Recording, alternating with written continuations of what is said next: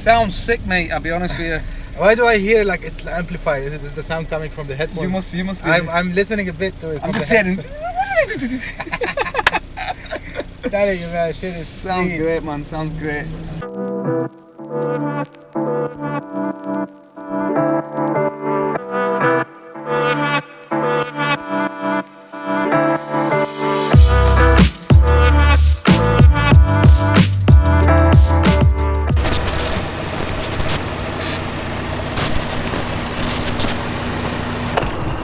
So, how's it going? Fine, man, all good. Luckily, the car wash was empty. Yeah. It was open, luckily, because one time I went on Friday before the custom show. Right. And shit was closed. They said they open at 10. The shadows are amazing, by the way. Yeah, the light is good here. So, how long have you had the car then? I had it since May 2017. 17 or 18? 17, yeah. For me, I started with, you know, some slight touches like a splitter, skirt, black roof, carbon fiber spoiler swap, headlights, tail lights, rear skirts. You know, I powder coated the rims.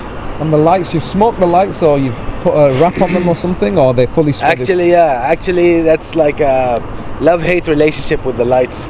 They do look good when the DRL are on, but the thing is, when I bought them, they were already smoked. So the smoke they used on them doesn't handle the Doha sun properly. So they have some slight cracks if you look closely. I tried to maintain them. They told me, like, as long as the cracks are coming up naturally, you have to wait until there are enough cracks, then we can remove the smoke manually, because it takes too much time. Yeah. So now I'm just living with it. Living with it. But they definitely look better than the stock headlights, Yeah. especially that we don't get the LED option. No, here. they look sick. And the fog lights you've done. Yeah, that's a LaminX fog light wrap.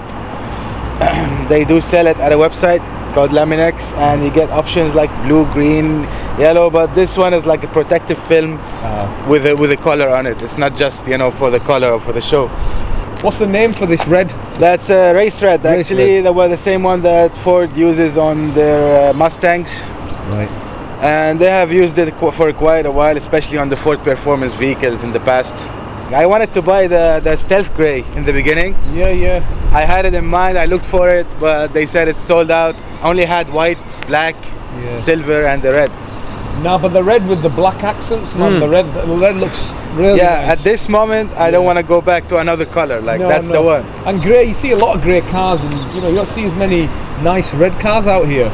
Exactly. Red, grey, white, black, silver. Yeah, that's the case.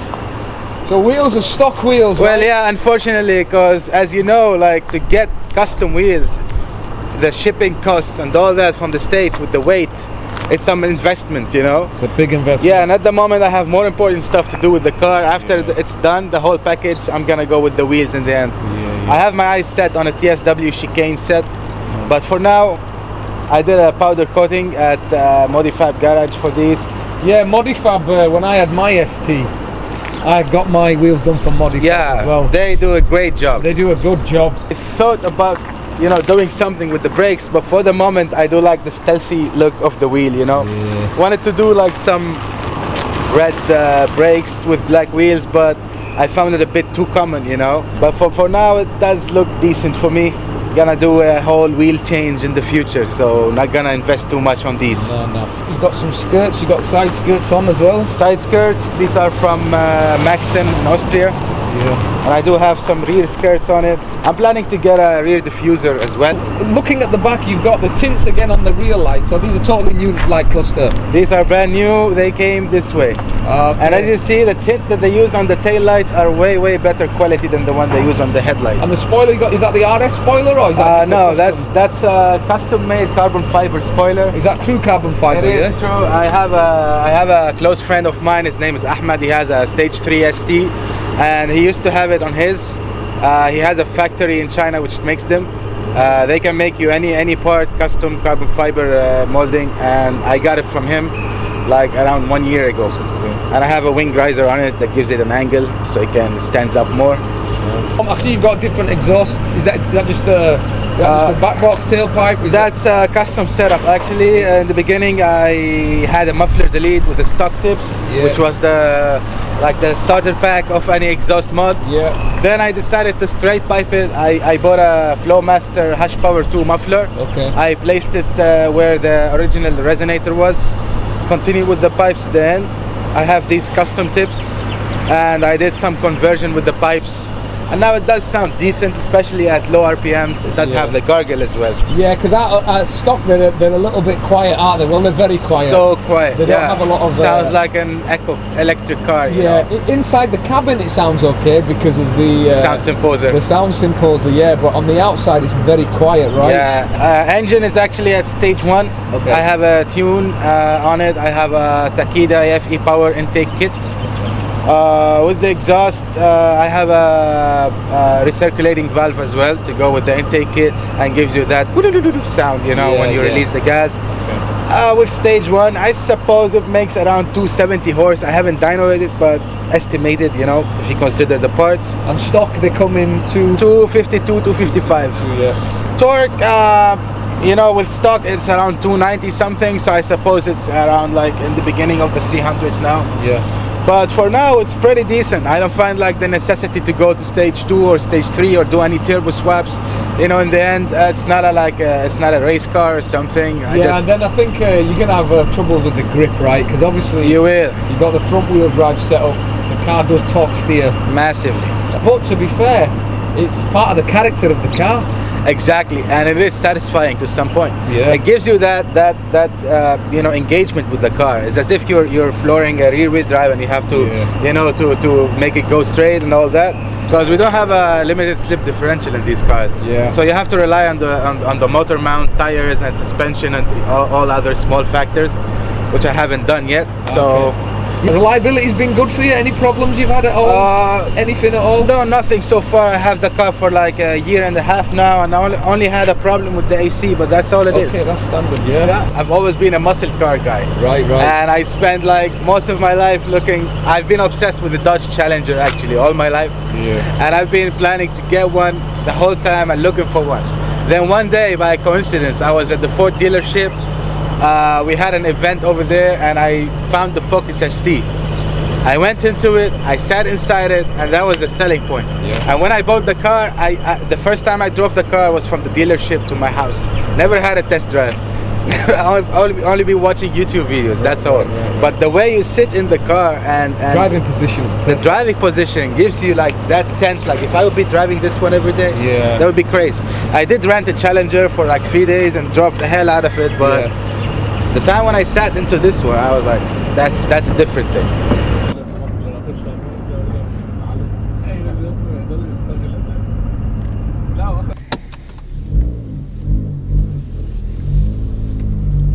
Feel like it's the first time I drive the car. You know, it's crazy. Like when I got the RS3, and it felt so disconnected from the road. Yeah. Used to the manual gearbox, you can feel everything. You know, the torque steer. Yeah. And then I jumped into the RS3, and it's almost like a quite a numb experience. Yeah, you feel a slight disconnection, especially when you let go of the stick shift. Yeah, totally. That alone is like a big difference, man. Out here, not many people drive manuals, right? Yeah. Most people go with automatics, especially considering the traffic and all that. You know, once you tell someone that this car only comes with the manual, they say, yeah, but what about the traffic? That's what everybody says. What about the traffic? But the thing is, it's all muscle memory. You know, once you get used to the clutch, it's as if you're just tapping the brake, tapping the gas. It's not any extra effort that people always exaggerate with. And the clutch on the ST is not a heavy clutch anyway. Yeah, and it has a nice bite as well. You know, you can easily find out when it disengage and engages. You know, like we all grew up with manual cars. Yeah. Subarus, Evos, Mark II Golfs, all of that. No one even considered anything other than a manual car, right? And I'm happy finding out that there are still people who are big fans of the manual. And again, one of the things that I remembered very much about the ST is the turn-in is very good. That initial turn-in. Yeah, and the response, the steering response. Yeah. And what helps it is the steering lock that it has. It's a very short steering lock. Which can be a pain in the ass. Yeah, it is. At most times when you want to make a U-turn from a parking lot or something, it feels like you're driving a truck. And people look at you like, what is he People doing? look at you like, yo, that must be some kind of amateur or something. Reversing, then going forward, then reversing, going forward. But on the road, obviously, it translates to a totally different experiences. Yeah. And again, something else that I totally missed when I got the RS3 was these seats. These are like one of the best seats. For anyone who's ever driven an ST or a Focus RS, you'll know what I mean about the seats and the side bolstering and how it just really kind of wraps around you. And then he jumped in the RS and the seats were just like, like more like a couch. Yeah, more like a couch. More comfort mode.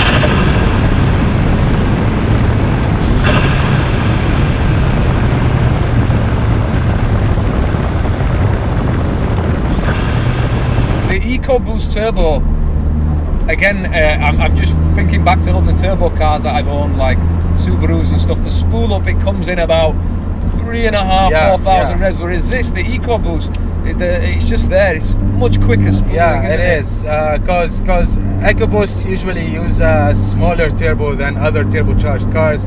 Cobb stage 1 going, right? Yeah. What kind of difference did you find when you did you feel a noticeable difference with the stage 1? You do, actually. I've see that the Cobb tune wasn't the first thing which I've done to the car, but some friends which have done it always tried to convince me, like, yo, go for it, it's worth it, definitely worth it. And for the cost, I'm like, yeah, but I can go for other things, for this price. That's right. I don't really have to go for a tune. I mean, I can go buy some bolt-on parts and stuff. Yeah. They say, yeah, but you will not feel the value of these bolt-ons until you do a tune. Until you do the tune. And I got convinced at some point, and I went with the Accessport. And the moment I hooked it up and I installed the tune, I was driving the car and I was like, damn, this does make a big difference. Yeah. Especially with the response, the cutoff. Even if you're parked and you're trying to rev the car, with a stock, like you slam the pedal a bit and you leave the pedal at like 4,000 RPM. It takes time to go down. Yeah. But with the tune, it goes down quick, so it gives the car more of a race car feel, Yeah. And you have launch control with the Accessport. Okay. You can adjust the driving limit RPM. You do have the cutoff at red line, which goes stuff. It does help the car with so many things. And did you get the Accessport before you got the intake, or was it after? Yeah, before. Before, yeah. Wait, I'm trying to remember actually. Yeah, before I got the intake, and I had a problem. You see, there are options with the Accessport. You can choose stage 1, stage 2, stage 3. Yeah.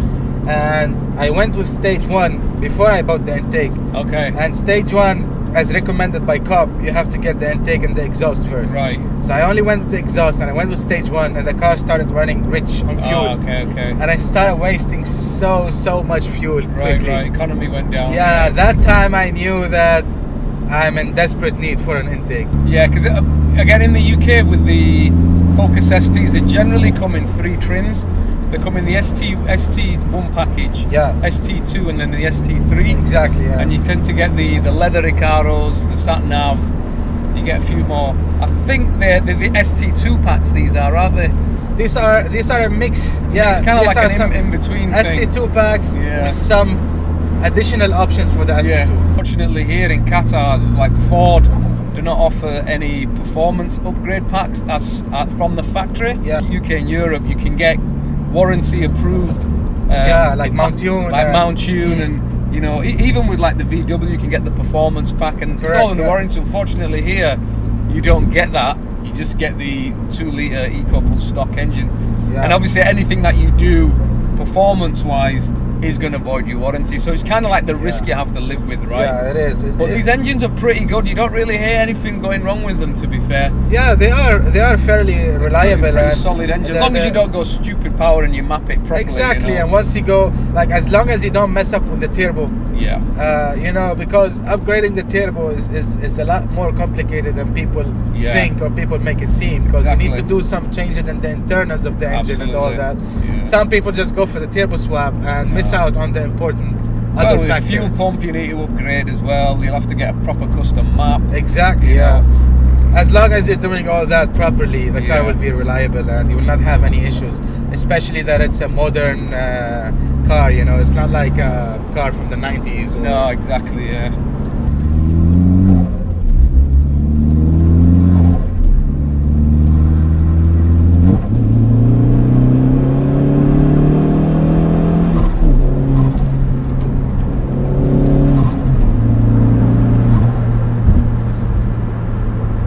Intake sounds nice, man, and then the blow-off valve is just right. You know, it's not too loud, and it's not too long. It is a nice balance. Yeah, and it comes up the most on low RPMs. Yeah.